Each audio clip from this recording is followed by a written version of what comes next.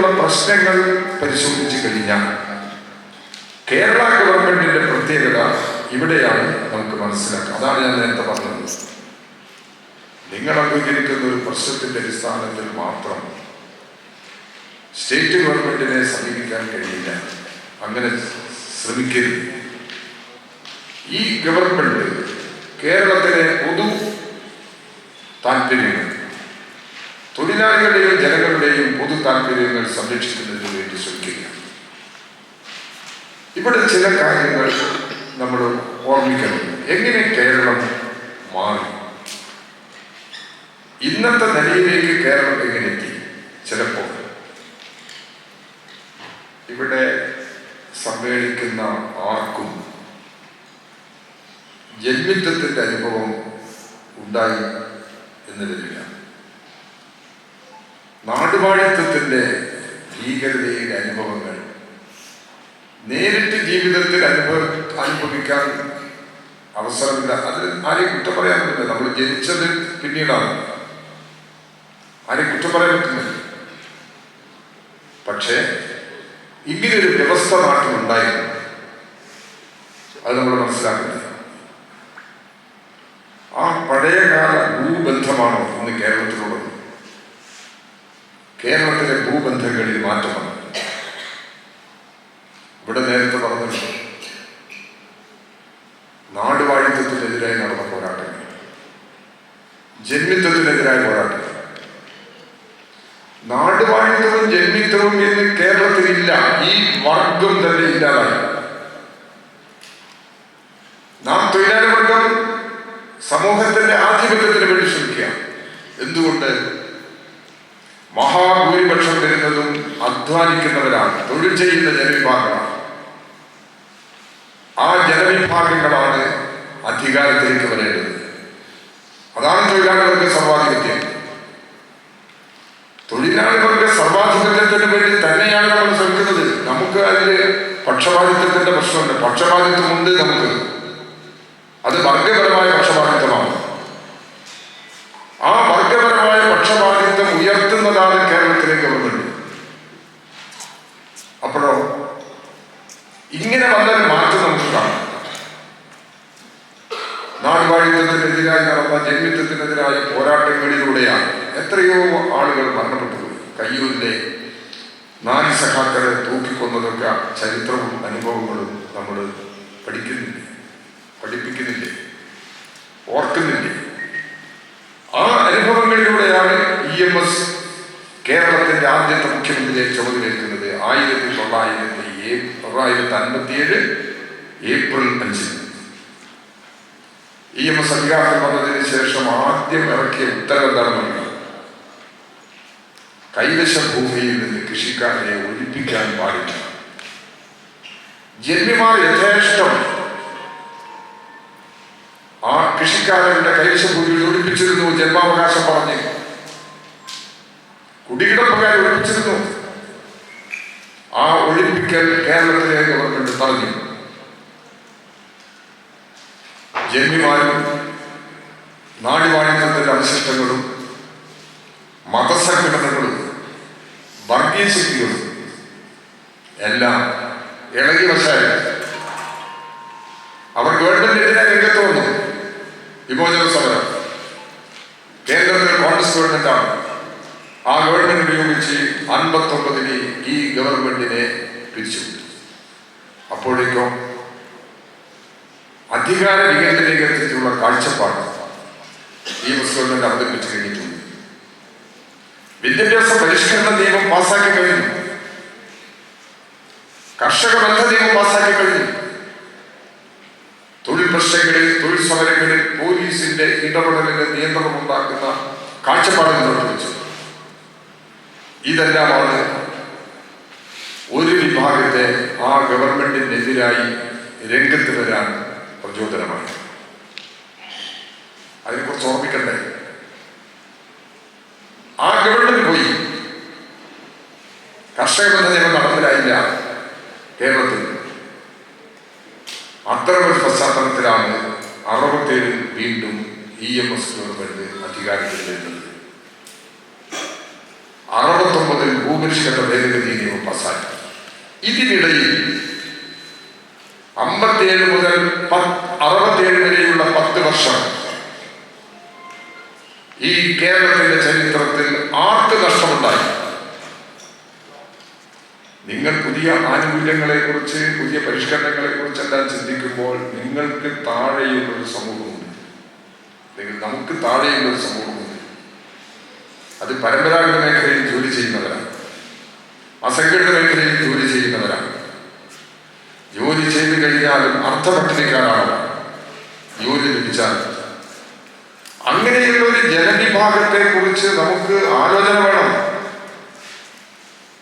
ആ ജനവിഭാഗം ഇന്ന് അഭിമുഖീകരിക്കുന്ന പ്രശ്നങ്ങളുണ്ട്. അവിടെ തൊഴിൽ സംരക്ഷിക്കാൻ കഴിയുന്നുണ്ടോ? ഈ സമൂഹത്തിൽ വരുന്ന മാറ്റങ്ങൾക്കനുസൃതമായി തൊഴിലിൽ മാറ്റം വരുന്നില്ലേ?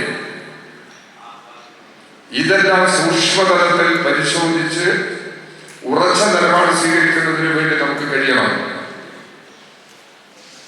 അപ്പോൾ 10 വർഷം കേരളത്തിലെ ഭൂമിയുടെ തിരിമറി നടത്താൻ അവസരമുണ്ടായ വർഷമാണ്. പാവപ്പെട്ടവരുടെ കയ്യിലേക്ക് വരേണ്ടുന്ന ഭൂമി വൻതോതിൽ നഷ്ടപ്പെട്ടു പോയി. അതാണ് ആ 10 വർഷക്കാലത്തെ പാവപ്പെട്ടവന്റെ നഷ്ടം. 67 വീണ്ടും BMS ഗവൺമെന്റ് അധികാരത്തിൽ വന്നു. 69 ഭൂപരിഷ്കരണ ഭേദഗതി നിയമം പാസായി. ഭേദഗതി നിയമമാണ്. ആ നിയമപ്രകാരം 10 സെന്റ് ഭൂമി കുടികിടപ്പുകാർ അവകാശപ്പെടും. 15 ഏക്കറിൽ അപ്പുറത്തുള്ള ഭൂമി ഗവൺമെന്റ് നിക്ഷിപ്തമാക്കി ഭൂരഹിതരായ കുടുംബങ്ങൾക്ക് വിതരണം ചെയ്യാം. എല്ലാ കൃഷിക്കാർക്കും ജന്മാവകാശം. എല്ലാ കൃഷിക്കാർക്കും ജന്മാവകാശം. ഈ നിലപാടിലേക്ക് വന്നു നിയമം.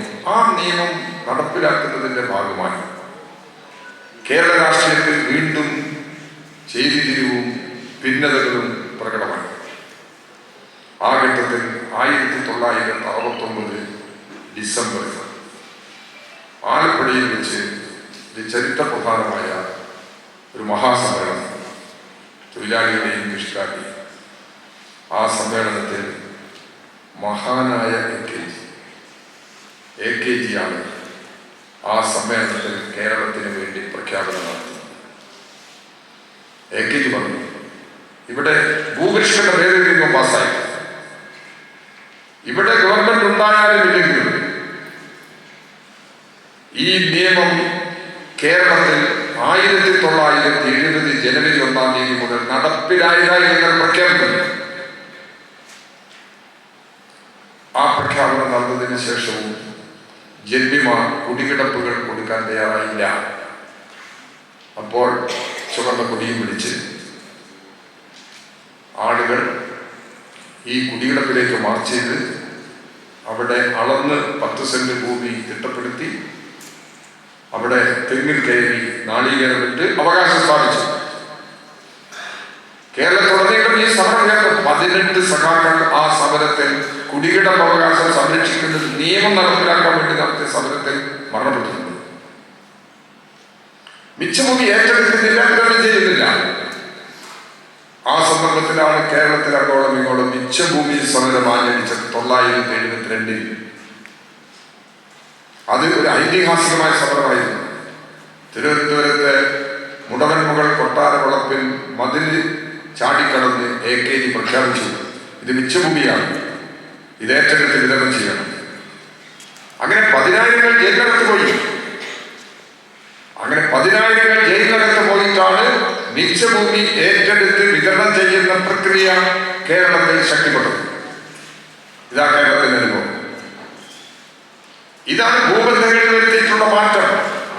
കുടികിടപ്പ് അവകാശം, നിരവധി കുടുംബങ്ങൾക്ക് സ്വന്തമായ വീട്, ഭൂമി, ലക്ഷക്കണക്കിന് കുടുംബങ്ങൾക്ക് ഭൂമി, ഇതെല്ലാം കേരളത്തിൽ പരിഹരിക്കപ്പെട്ടു.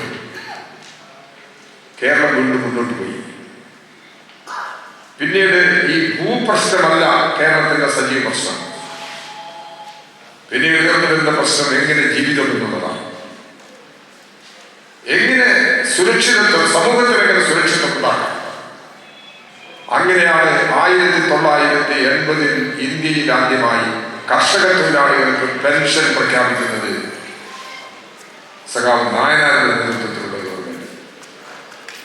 അന്ന് കോൺഗ്രസ്സുകാർ പറഞ്ഞു ഇത് പ്രത്യുൽപാദകരമല്ല, ഈ എല്ലും തൊലിയുമായ ആളുകൾക്ക് ഈ പെൻഷൻ കൊടുത്തിട്ട് എന്ത് സർക്കാർ തിരിച്ചു കിട്ടും, ഈ പെൻഷൻ പ്രത്യുൽപാദകമല്ല. നായർ പറഞ്ഞ ഒരു മറുപടിയുണ്ട്, ഇവരാണ് ഈ നാടിനെ തീറ്റിപ്പോറ്റുന്നത്.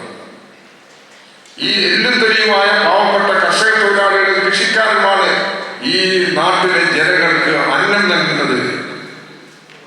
അവരുടെ ജീവിത അവസാനത്തിലേക്ക് കാല് നീട്ടി നിൽക്കുമ്പോൾ അവർക്കൊരു ഗുളിക വാങ്ങാൻ, അവർക്ക് ഒരു കട്ടച്ചായ ഉണ്ടാക്കി കഴിക്കാൻ, ഇതിനെല്ലാം സഹായകരമായ ഒരു ചെറിയ കാശ് അവർക്ക് സ്വന്തമായി അവരുടെ കയ്യിൽ കിട്ടുക എന്ന് പറയുന്നത് അതാണ് ഈ സമൂഹത്തിന്റെ ഉത്തരവാദിത്വം. പിന്നീടാണ് കേരളം സാമൂഹ്യ സുരക്ഷാ നടപടികൾ ശക്തിപ്പെടുത്തുന്നത്. കേരളത്തിൽ